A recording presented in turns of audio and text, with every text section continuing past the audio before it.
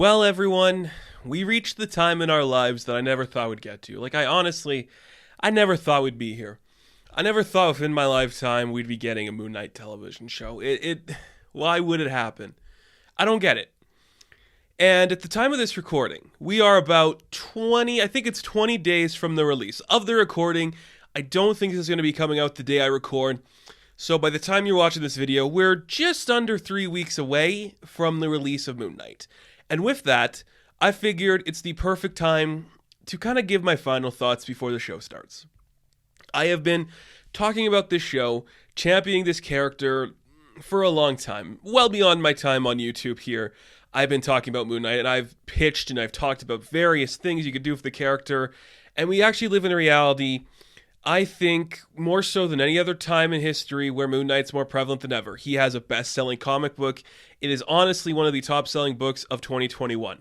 You can do the research. It is incredible. So many of the issues went into their second and third printings. That's amazing to me. Starting in April, we're getting a second Moon Knight book with Moon Knight, was it Black, White, and Red or something? Or Blood? Black, White, and Blood? Yeah, something like that. It's never been a better time to be a fan of this character because it's getting the love that we have loved for a long time. The character's finally prominent. It's awesome. And we got a TV show coming. And I kind of just wanted to briefly touch upon what I'm thinking about the show before we go into it. Because we're about 20 days away from its first episode release. And there's been a lot of promotional stuff. So I talked about the first trailer they showed. Since then, there's been TV spots, Super Bowl ads, featurettes, like behind-the-scenes looks. There's been a trailer reaction from Oscar Isaac and Ethan Hawke that have been pretty cool. We have more information. Ethan Hawke's playing Arthur Harrow. All these things have been revealed. I believe, was it F. Murray Abraham is playing Khonshu? I think that was revealed in the issue of Empire that they showed. Needless to say, there's been a lot of information coming to this character in this show since I last talked about it in depth. And honestly, I didn't really feel the need to delve into it. At this point, I'm kind of in the headspace of, let's just get there first. We can sit here and talk about it all day. I'm on the Reddits, I'm on the Facebook pages, I'm on the YouTube pages. I'm up to date with this character, and I'm seeing everything that's being said. I have nothing else to contribute to the conversation other than I'm very hesitant still. And the thing is, the first trailer really sold me on, they're going for something different. And that's really cool to me because you should take the big swing. I think my biggest, concern with the show so far is that it might be doing too much of a swing. And that could be off-putting to some people. One of the things I talked about, too, is you should let your show be divisive. And I hope that's the case. But everything we've seen, I don't get a tone, if that makes sense. I know it's dark, I know it's brooding, psychological thriller, but there's no really sense of, what's really the larger story here. It's just more he finds himself in this world again, and that's fine. That's a story in itself, but I don't think that kind of story will be enough to capture the audience's entertainment. And maybe because we just had the Batman come out, people are going to be more willing to see a subversive take on a comic book character. I hope that's the case. If not, then I could see Moon Knight just becoming another one of those quiet shows. I hope it's quiet. I don't think this show needs to be loud, but there's just certain shots that we see in the actual promotional material that lead me to go, why do we have to have a big beam in the sky over the pyramids? That's the stuff where it's part of the character, it's happened before. I don't want to see it. I don't think, especially this early on, we don't really need to see it. But all that being said, I'm impressed with the way they've handled the marketing. It is bleak. It does look dark. There is a color shift from other MCU quality stuff, which I have talked about a little bit too. It looks more natural lighting. MCU has this weird tendency to make things this really pale color, where it's it's either super bright like Thor Ragnarok or it looks like nothing. And I think that was just when they switched from, film to digital, things just looked worse. This, I'm not 100% convinced on some of the aesthetic choices. I think a lot of the more broad daylight stuff looks very basic MCU, and that kind of doesn't look good. Actually, I'll just say it. It looks bad. There's some shots we've seen in the promotional material. There's one shot in particular where Mark is in the, I guess, a field somewhere where there's I think it's green grass, and we see a blurred out version of Khonshu behind him. Looks absolutely terrible. I thought it looked really bad and did not get me excited for what we're going to see here. But then there's things like the glowing eyes don't look too bad. Khonshu himself looks okay compared to everything we've seen. I can get behind that. But then there's just certain moments where, okay, there's not much to it. And I get it. That's fine. I don't need there to be a lot to it.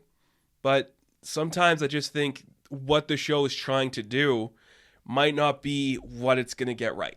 And I don't know. I'm just talking off my ass here because that's where I kind of am right now. If the character is just talking about where we are. They revealed a lot of cool stuff. I think, Arthur Harrow's an interesting choice that none of us were expecting.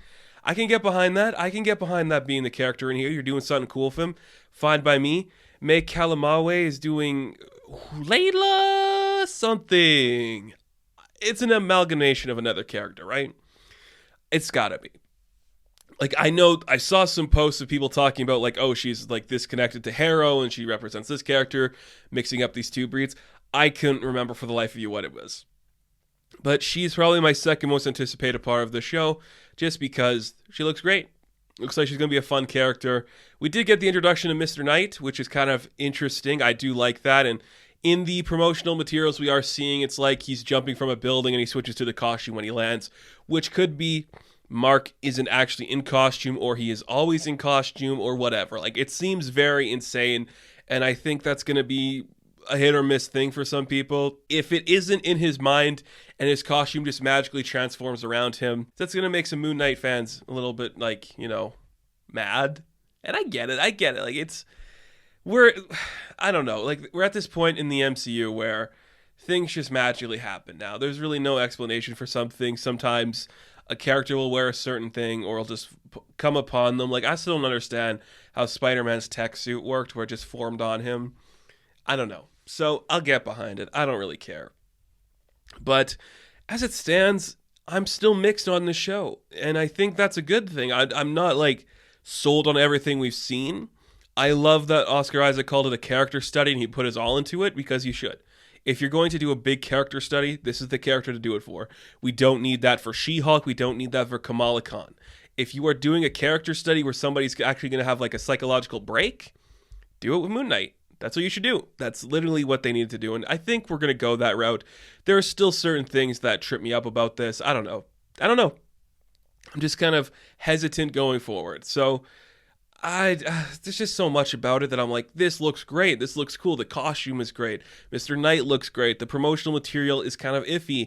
I just think this is going to be a very interesting time for comic book properties after this, because if this one doesn't hit the mark, it's either going to be a tonal shift, like go completely dark or stay lighthearted PG.